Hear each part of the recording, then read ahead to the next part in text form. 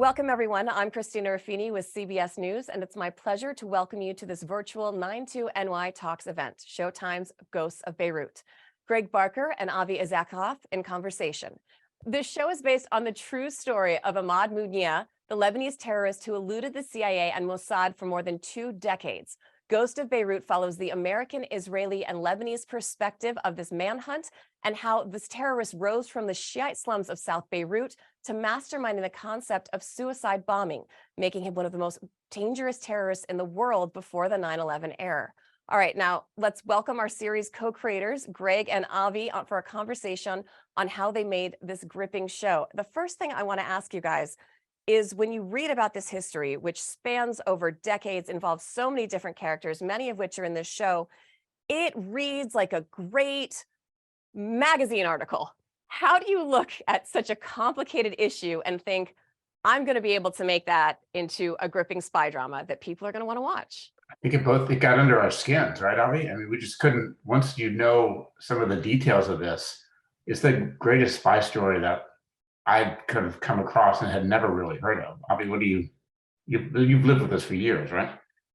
Yeah, I've wrote a book about the second Israeli war in Lebanon back in 2007 or 8, and it included big portions about Imad Mounia's role and what did he do during the war and how did he prepare Hezbollah.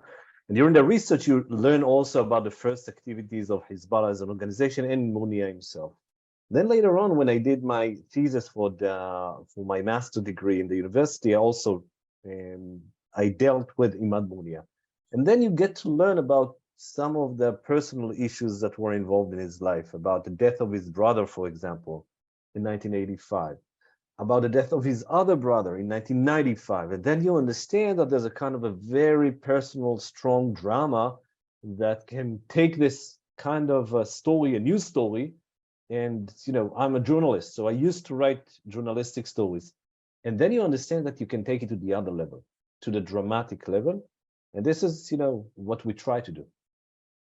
And in the structure of the series, you also intersperse it with a lot of actual news footage, and then you have these experts that are real people kind of interspliced at some of this, some of the places where the time jumps or you're switching cities, to kind of explain to you what was really going on from people that were there. Why did you want to include that perspective in a dramatization that is otherwise, a scripted series? Well, I mean, I first came across this story through my journalism work. I used to work for Frontline for PBS, and I was in Iran in 2007 for like a month, and got to know people who were boasting to me about their time in Lebanon in the early 80s, helping to set up Hezbollah. I also knew former CIA people who were involved in the hunt for bin Laden, who really were telling me that actually the chase that defined their careers, that obsessed them, began in Beirut in the 80s with all these attacks on the U.S. embassy and kidnappings and hostages and hijackings, and it all related to this guy I'd never heard of, Imad Mounia.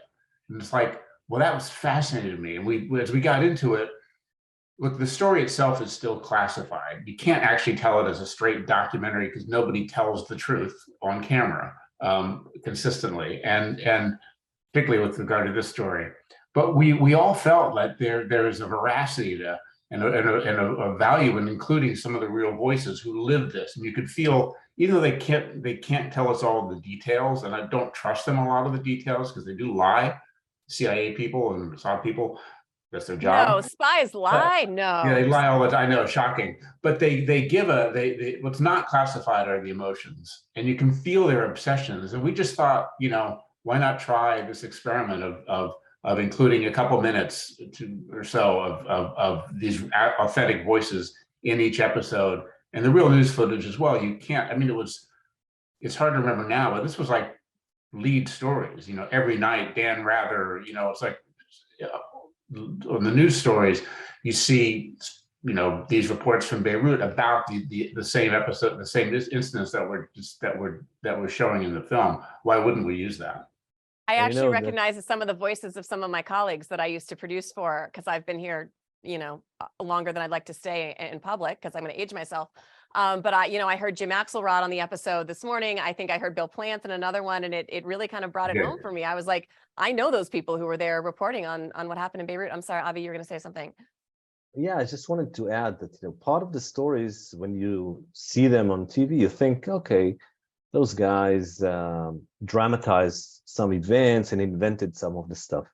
And it was very important for us to show the authenticity, to show that it really happened. Like, for example, I'm not going to do a spoiler for the second episode, but you saw it and you know what happens at the end of the second episode. It looks like surreal. It looks crazy that, Americans would try to go and kill someone, and on the way kill tens of civilians. But this is what they did in order to get, not even to Imad Munia, but to Fadel Allah and the other group. They were willing to put in danger the lives of tens of innocent people, and they did. They killed tens of innocent people in order to get to their target. What was interesting for us, and really kind of intellectually so exciting, is we spent, before we even started outlining, we spent months just researching, and then spent more months just outlining possible stories and continuing this deep research. Avi, Lior, myself, we had Peter Bergen, other people in Washington working with us, and talking to first person sources.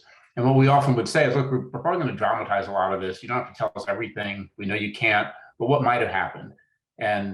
But we approached it as really investigative journalists, trying to piece the story together, because it can read like a magazine article or a great nonfiction book. But guess what? There isn't one. There's a few books that touch it. But we did a lot of this ourselves. We were given the time to do that, which often you don't get in this business, where it's like, okay, let's do it, write the scripts, and we need more research. There's no time. We actually were given the time before we even started scripting. And I love that kind of stuff. It's just like so intellectually stimulating. Yeah. And Christina, just a small story. Greg came here to Israel, and of course, except for we had fun in Tel Aviv, but we met a few Mossad guys. And, let's say on a Sunday, you meet A from the Mossad, and he tells you a specific version, an X version. We did this through that. And then a few hours later, you meet another guy from the Mossad, let's call him B. And this guy from the Mossad tells you something completely different. And they were both on the room, they were both involved in the operation, and you're like, what the hell is going on? Like, one of them is lying to you. And now you need to choose which one is closer to the truth. So of course you need to go to talk to C and D and etc. But it's not that easy to put this puzzle. Yeah, and then I would go to Washington and talk to these CIA people who were around. They're like, "Oh, it's not A and B. It's this." Not that at all. It's like we were in charge. No, we were, and so like our minds are kind of exploding, and we're like, ultimately, we get to pick our version of the truth, right? And so like but what we were guided by is a sense of authenticity throughout. We can't say for sure this happened, and you see it. People are going to see it in episode 4. But even in episode 3, which I think people have seen by now, is the kind of the sort of meltdown in Mugdia's personal life that provides this breakthrough. In fact, CIA or Mossad didn't even have a photograph of this guy for 25 years. All they had was his teenage passport photo, and they didn't. How can you find somebody you don't even know what he looks like? And they track that, and they finally get the picture because he has a family sort of drama played out in the streets of Damascus, and CIA and Mossad are watching, and that's how they get the picture. That happened, and I remember when we were told that story for the first time, me, Avi, and Lior are sitting in this room. I had to pick my jaw off the floor, because you cannot make that stuff up. And then I think really when that conversation happened, Avi, correct me if I'm wrong, but you could just see it like, okay, this is going to work. This is how we're going to do it, because it's not just espionage, but it's like this personal human drama, and it's a way of connecting to a character and a world that otherwise you might not be able to access. So it's a little bit ironic that it was his humanity that it seems ultimately possibly brought him down.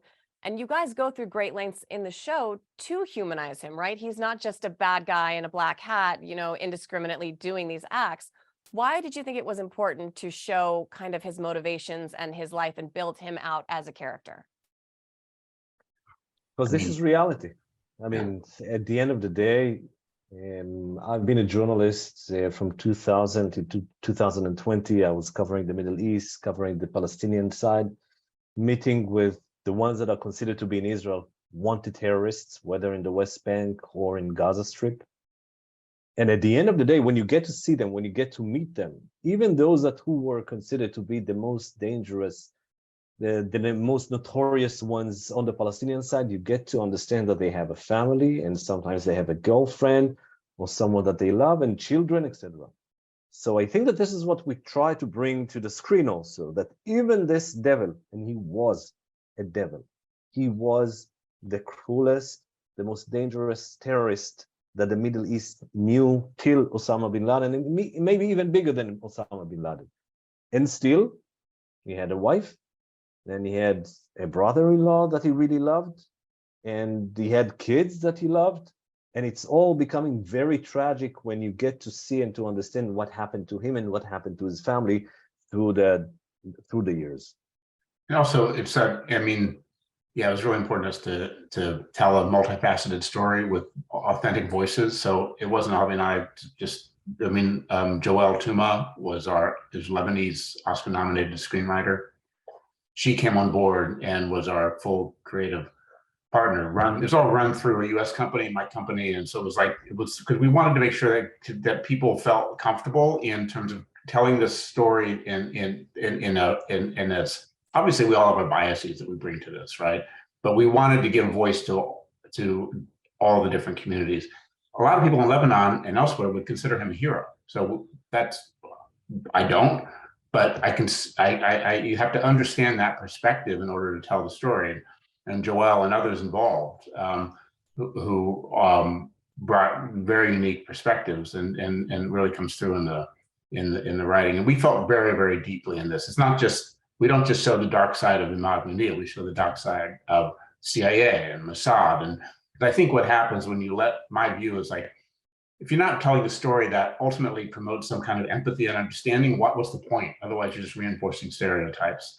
And we have to understand the humanity of all involved and what happens to any of us when we let our obsessions get the better of us. And it can tip us over into a kind of moral abyss. And that's kind of, for me, that's what happens in the first half of the series. And the second, everyone kind of plunges into an abyss, including the CIA and Mossad and the media. And then the second half is everyone's trying to claw their way out and find some kind of absolution, fall in love, or they try to find a way to track this guy without, blowing up a bomb outside a mosque and killing 85 people, which is what the CIA and its allies did. So how do you live in a dark world without losing your soul? And I think you have to grapple with these deep issues. The only way to do that is to show people for what they are. People are complex human beings, and we all have our motivations, and very few people are just set on a certain path of evil or good. In fact, the interesting stuff in humanity and in drama all happens in the shade of gray between that, and that's what we tried to inhabit in the series. Well, and on that note, I want to ask a production question as someone who's currently behind on a very short script. How does one write a script in 3 different languages? Avi, I know you speak all these languages, but that's different than getting dialogue that's accurate, accents that are accurate. In the first episode, your female protagonist talks about, well, that's a Lebanese accent, but she's not Lebanese. So how do you make sure what she's saying when she's speaking English sounds correct, what she's saying when she's speaking? How do you tackle all that? And then where did you shoot this? Because I've been to those places in Lebanon, and I don't know where you shot it, but it looks like all of those places. So if it wasn't shot in Lebanon, I'm very impressed because I thought it looked pretty accurate. Thank you. We shot it all in Morocco. Okay. Everything's shot in Morocco, which is a great place to shoot. It has incredibly varied terrain. The scripts were all written in English and then translated. We had dialogue. Actually, Joelle was the dialogue coach on set for the Lebanese accent. Avi and Lior, obviously, for the Hebrew. And we brought a lot of, in the 3rd episode and 4th episode, a lot of the action takes place in a kind of operations room inside Mossad in Tel Aviv. That shot in Morocco, but we rebuilt it there, and we brought in extras and actors from Israel to Tel Aviv, or to Morocco. Morocco, yeah. But I think the thing is, all of that obviously you don't get everything perfect, right? But the striving for authenticity helps the storytelling, helps the actors. If they feel like we are really working hard to get this Lebanese accent right, even though they might be Moroccan or Palestinian or from wherever, it elevates the whole performance, because they feel like they're doing their absolute best to get it right, and that's what we're aiming for, the kind of measure of authenticity. But it's a challenge, but it's kind of, you just work through it. That Leo and I, we did Fauda, and Fauda, one of the missions that we had is also to create a very authentic show. And of course, half of it is in Arabic, half of it is in Hebrew. In the fourth season, it's also including some French and English. So it's always a kind of a challenge, but always a kind of a very positive one. Meaning, okay, let's take this, let's do that. I was the lucky one to be, I think that I was the only one on the script team to know the whole 3 languages. So I sent some highs to my sisters, which Greg and the others didn't understand. We put them in the street. Until today, they do not really get what I did. But seriously now. See, that's the risk with the multiple languages, you may not Yeah. know what's actually being said. You got to check yourself. But seriously, I think that, the mission is to make the audience, when they watch it, when they see it, wonder, is this real? I mean, it has to look like so real that the audience would be totally convinced, wow, this really happened. And then we added the documentary elements, and then we added the accent, and everything makes it as if, Christina, when you watched it, you felt like you're almost there. And that was the mission, and I think that we achieved it. And your production team also did a good job. I actually audibly laughed at the first episode when Dermot Mulroney's character is like walking out of the embassy, and he has, it was 30, 40 years ago, but I can tell you every diplomat in a hot climate is still wearing that same outfit, the short sleeved shirt and the pants with the khakis. Even the fit was like, it was flawless. I've covered that guy a million times. I've interviewed that guy, like that was the guy. And it's those little details that really make you feel like you're there. They make it feel real, right? Absolutely. It's all the details, and the costumes, production design. It's all that, it's not just us. It's this team that all bought into this vision. And what we do is we just gather lots of material, lots of reference material. What was so interesting about Beirut in the early 80s is when you look at, like, we found this documentary about life in Beirut in 82 in the midst of civil war, shot by Swiss TV. It was so full of life because it had been known as like the Paris of the Middle East, right? This after a decade of civil war. People are still going to dinner parties, fancy restaurants. There's beautiful fabric and fashion stores, and people were clinging to this kind of the color of life. Now, fast forward 25 years, it's different. It's kind of grayer, flatter, and obviously daily life goes on, but it has a different color palette. And we tried by working really hard to get a lot of reference material to again give the costume, because you notice this what do people wear and what diplomats wear. Well, that's based on research that our whole team did, and then the actors feel when they put on those costumes and they walk into a set and it looks like, wow, we might really be here. We know we're in Morocco, but actually it feels like Beirut in the early 80s. Then they become that character. It's fun. Even the barber shop in episode 2 with Alpha in it, I was very jealous when I saw those haircuts. But it looks so real. It looks so, oh my God. I still remember, I was a kid back in 1982, 1983, but I remember those kinds of haircuts, and my God, I really wanted to have one as an older man, but it didn't work, So you're just aerodynamic. It's better for you. You're faster. This is how you get these shows out so quickly. It's Totally. good. It works for you. I also want to ask you, you mentioned it a little bit, but the different stories you're getting from these different agencies when you're trying to cobble this story together, was there any specific point that you feel like was a bigger black hole that you had to be more creative in the narrative because the stories you were getting from your different sources were so different? And talk to us about what it was like for these different agencies. The CIA and Mossad, those are forces to be reckoned with. Sometimes they work well together. Most of the time they don't. How was that a challenge in the manhunt in real life? And then how was it a challenge to get those different stories to converge on the page? Good question. Avi, you want to start on that? Yeah, I think that one of the things that is very kind of, getting people on the Israeli side nervous is when you ask him about the collaboration with the American side.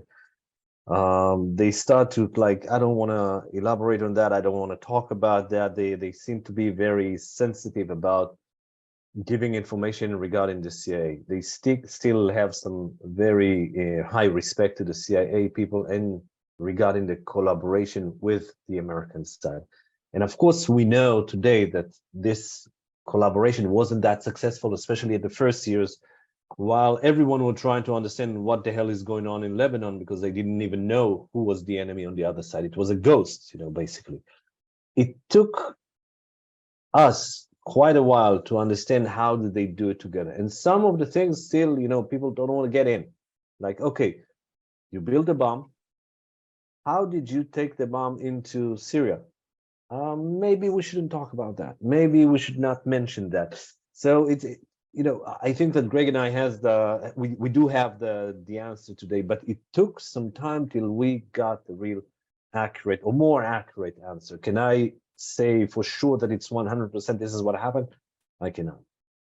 I mean, It's hard, I would imagine, because it's also not their secret to tell necessarily, right? So even if you're getting someone who's been told their whole life not to talk about stuff, to talk about their stuff, when it's a joint operation, that's like telling someone else's secret, and that's a whole nother chasm they may not be willing to cross. I'm sorry, Greg, I stepped on you there. No, it's all still classified. So we can't, people are just talking kind of, vaguely. Hypothetically, if you had done this, how would you have done the thing? Yes, we've all done that. And it's also for the agency, it's set in, the manhunt takes place in 2007, just as the black sites and torture program are being revealed for the first time. Actually happens in the middle of the story. And so this is a targeted assassination in Damascus that they're trying to plan. And it a lot of people in the US government are opposed to this kind of thing. Some people think that our rules are too sort of stringent. It's a moral quandary. It's a difficult decision for any government to make.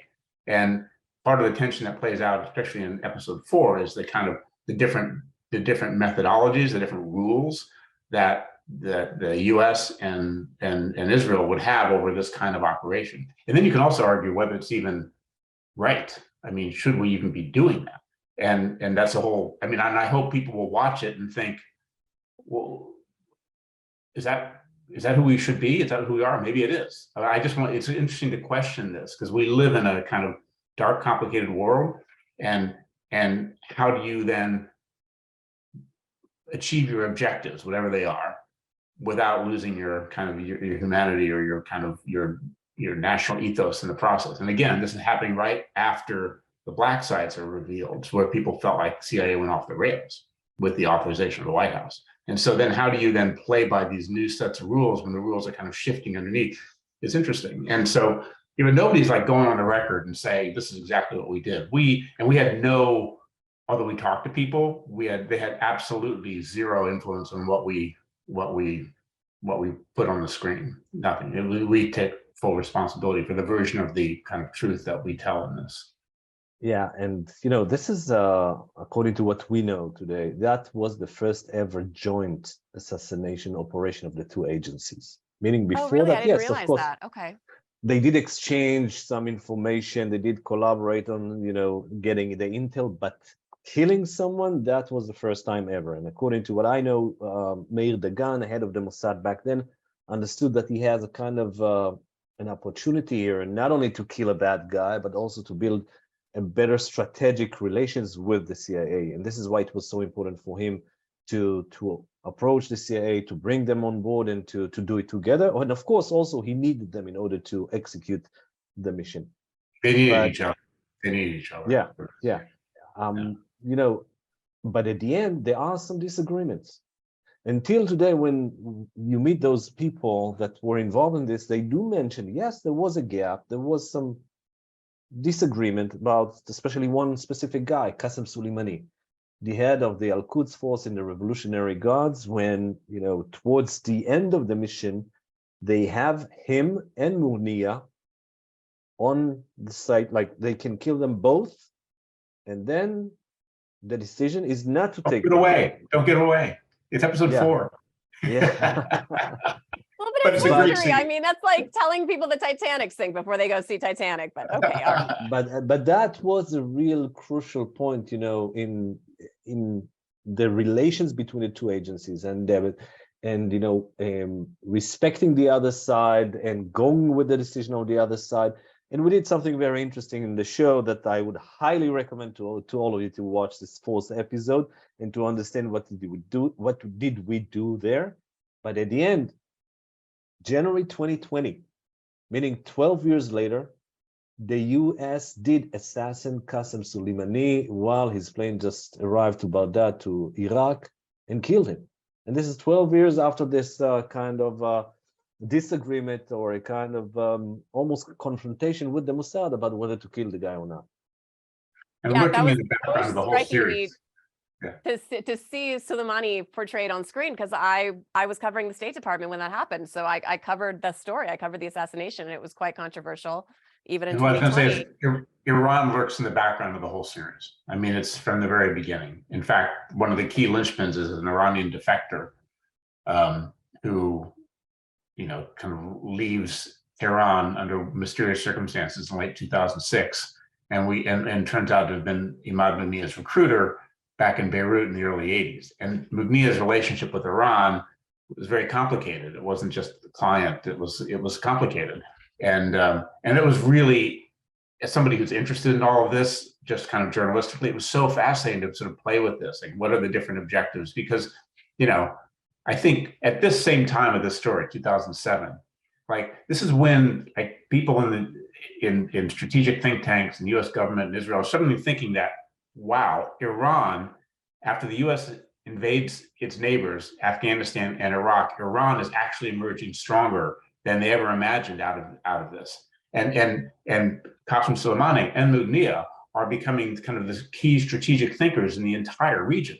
And it kind of, although they've left the stage, and it did have a big impact on Iran's ability to make kind of have an impact, it has set the stage for the kind of the world that we're inhabiting today. It was fascinating to play with all these characters and try to put that on screen and unpack their relationship. It was also fascinating to me to watch people, especially in that first episode, kind of blow off this theory that Iran and Hezbollah have a connection, right? The Washington folks, who are always the same guy and really are that guy in every narrative, are saying to the case officers and the people who actually know what they're talking about, no, that's not your job. You're not in Iran. You're in Lebanon. Focus on Lebanon. There's a couple threads in this that it's interesting are so relevant to the news cycle now and to geopolitics at play. And the world that we see and that we cover. Are there any specific elements or any specific events that you see specifically that have carried all the way through, and they're seeing that through line into what we're seeing in the news, either with the war on terror or even, the balance of power in the Middle East, or how Iran is doing, or any of that stuff? Is there something that really stands out as you put the script together and you put this narrative together? I'll just say quickly that the modern CIA that we have known since 9/11 and found its origins in Beirut in the mid 80s. I did not fully realize this. It's like until getting into this, the humiliation that the agency, in particular the agency, felt when its station chief is kidnapped and murdered. Its entire station is wiped out in the embassy bombing of 83 by who? They didn't know who. Okay, and they find out who, and it's like a 21-year-old kid from nowhere, and he brings a superpower to its knees, and they can't find him. They don't even know what he looks like. That sent the agency over the edge. And the kind of ray of hope that I would say, the diplomatic approach to intelligence that Robert Ames, Dermot Mulroney in our series embodied, was extinguished when he died in Beirut and the embassy bombing, and a different mindset sort of that was already kind of present in the agency and kind of Ames sort of fought against that could have took hold. Many of the same case officers who were very young working in Beirut at the time, in the mid 80s, after 9/11 were in senior management positions. And I know that the way that the agency acted after 9/11 was deeply influenced by these searing experiences that these very same people had in Beirut in the mid 80s. So I think, think of what the CIA is. Its roots are in the story that we're telling in this. And at the end, also the roots of the modern terrorism as we know it. Meaning, Yeah. just think about the Middle East today without the suicide attacks. Just imagine to yourself that this man actually, he didn't invent the suicide attacks, but he imported them into the Middle East and into Lebanon. Okay, so in November 1982, when he blows up the IDF and the Israeli Security Service compound, entire Lebanon, southern Lebanon, everyone thought that that was a gas leak. Even today, 40 plus years later, there's still no official decision by the Israeli government that that was a suicide attack, although everyone acknowledges that that was a suicide attack. But it sounds crazy, but it was crazy. Just imagine to yourself that someone is coming and saying to you, listen, the sun is actually dark. And this is what happened to the Israelis and the Americans later when people came to them and said, this is a suicide attack. But what? Why should anyone go and kill himself and blow himself up? That didn't exist in their thought, in their agenda, in their mind. That was a kind of inconceivable, really inconceivable to understand that someone would go into some place, whether it was a IDF compound or whatever, and blow himself up. But this man managed to change the history of not only the region, but the daily life as we meet it today. Just think about Americans without suicide attacks. Just think about, the airports that you go, that you step in, or in Israel, every restaurant, every mall that you step in that has a security guard because of suicide attacks. So it's really crazy the way that this man managed to change face of terrorism as we know it today. And for me, at the end of the day, and I think that this is including all of us in this creative team, what was so fascinating is his weakness. His weak point was women. And it sounds like a cliche, but it was a cliche and it still is a cliche. This man had a terrible weakness for women, and he was a terrible womanizer till he met that woman in Damascus that changed his life and actually at the end changed his death. We're coming up on the 4th episode. It just goes to his humanity. It's not so much it's like. All right. Well, we talked about that. Yeah. Yeah. We're coming up on the 4th episode. Is there anything specifically that you want people to look out for? And is there something you want people to walk away from having viewed this series, thinking about or talking about or knowing that they didn't know before? Well, I think look, I mean, it's very easy to, since the last 20 years, it's very easy to demonize, and everyone does it. It's like an easy way of understanding the world, categorizing people. And I think what we've tried to do, I hope, is to tell a multifaceted story that kind of is a phenomenal spy story and kind of helps us see the world with fresh eyes.